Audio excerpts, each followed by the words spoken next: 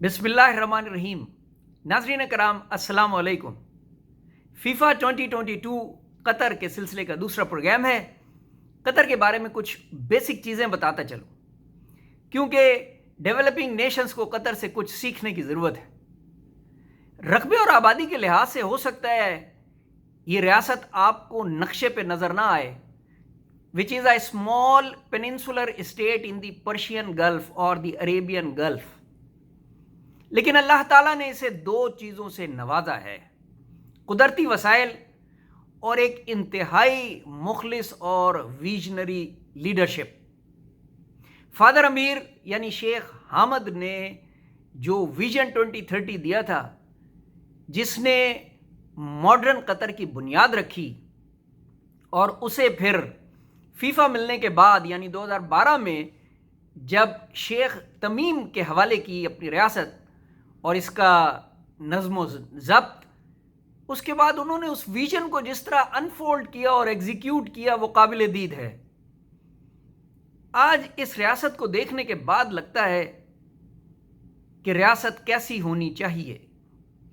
कुदरती वसाइल का सही इस्तेमाल अगर किसी लीडरशिप ने दुनिया में अपने मुल्क को सजाने, बनाने और दुनिया को रूशनास कराने के लिए किया है, तो वो शेख तमीम सानी हैं और स्टेट कतर है।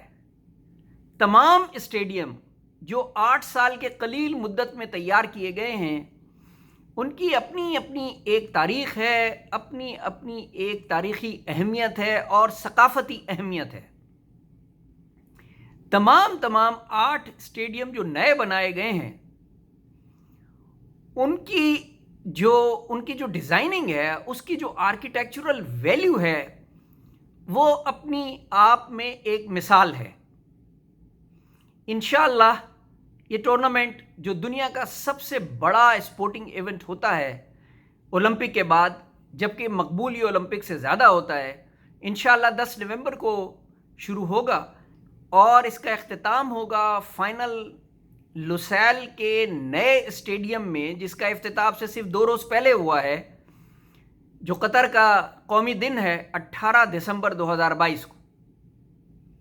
लोग कतर आएंगे, देखेंगे और तभी यकीन कर पाएंगे कि यहाँ की लीडरशिप ने इस चैलेंज को किस तरह पूरा किया, हालांकि पूरी दुनिया इसकी मुखालिफ थी कि ये टूर्नामेंट कतर में हो, लेकिन इंशाअल्लाह अब ये होने जा रहा है।